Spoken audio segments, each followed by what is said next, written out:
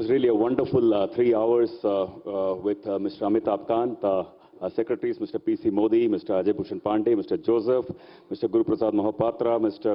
Rajiv Kumar, Finance Secretary, Mr. Subramaniam, Dr. Somanathan, Expenditure Secretary, Mr. Tuhin Pandey, Deepam Secretary. So thank you very much for the very patient listening to everybody and for answering all the questions so very patiently for all of us.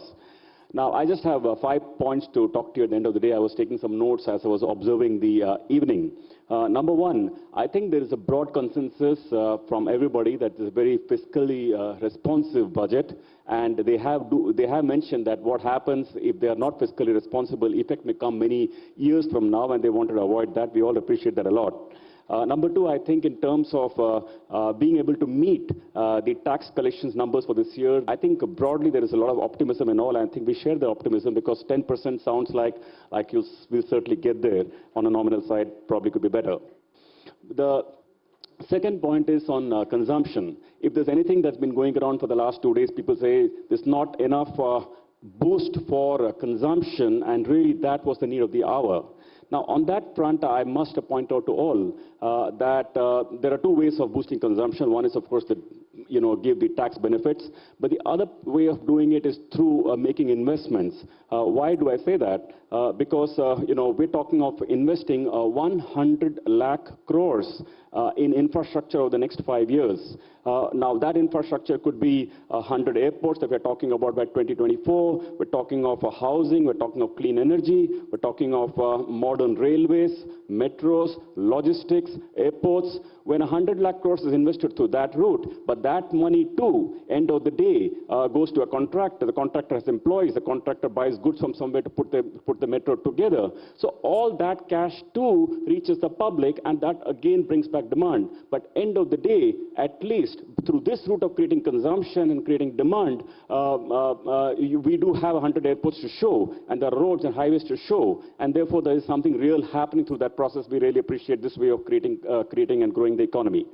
The third point is, of course, that directionally the government is dead right in terms it's a reformist streak. And I think the key terms that stuck on me today, and I'm sure it stuck on all of you, was divestments, was privatization, was selling Air India, was opening up FDI, was ease of doing business, was making India competitive, was saying wealth creators are appreciated and welcome. I mean, these are really top-class terms that any reformist country should talk about, a reformist government should talk about. And I think when I hear these things, I do get confidence that the government is on the right path, and we will get more and more developed country in the days to come. We must also say one last thing, that we see this budget in isolation, and we're commenting over the last 2 days.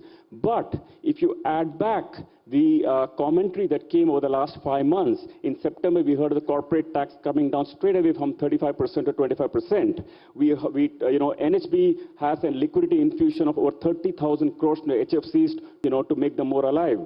There's talk of 25,000 crores fund for reviving the stalled real estate. There is a partial credit guarantee on paper of NBFC. There is a recap of 70,000 crores of banks. There are lots of reforms that have come over the last 5 months. Really, you add all of them together and add it with the numbers that came yesterday. Don't see this in isolation. Then you will see, if they had all come together in this budget, you would have called it the dream budget. But just so happened, it came in bits and pieces. I think we're not able to appreciate it together. But I too believe that you see it together, and I think you'll see the power of the last 5 months of budget. So if there's any of the comments that did not get answered, and I think, many of the wishes like ESOPs didn't get addressed, or maybe this double taxation through DDT, which is probably a concern among many entrepreneurs. And by the way, Mr. Pandey, let me just tell you that when we passed on the DDT back to the entrepreneur at the end, because he invested and he took it out and he's paying a tax a second time, I'll tell you what self-employed people are doing. They are actually not paying you this 42% tax. What they're doing is they're billing the personal expenses, even if they're flying to Switzerland, to the family, they bill it to the company, they take it out. And the point is still that if we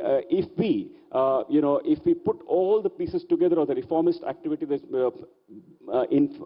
announcement that have come, this is, if you put them together, it's as good a budget as they've ever been done. And I do hope we all see it in this light. And lastly, if they're not done, I missed that point. If it's not done, any of points not covered, there is many budgets being done through the year, and you can do hope that in one of the next announcements they will come by, and there are 12 more months to go. So thank you very much, ladies and gentlemen. It's a great pleasure hearing our secretaries today.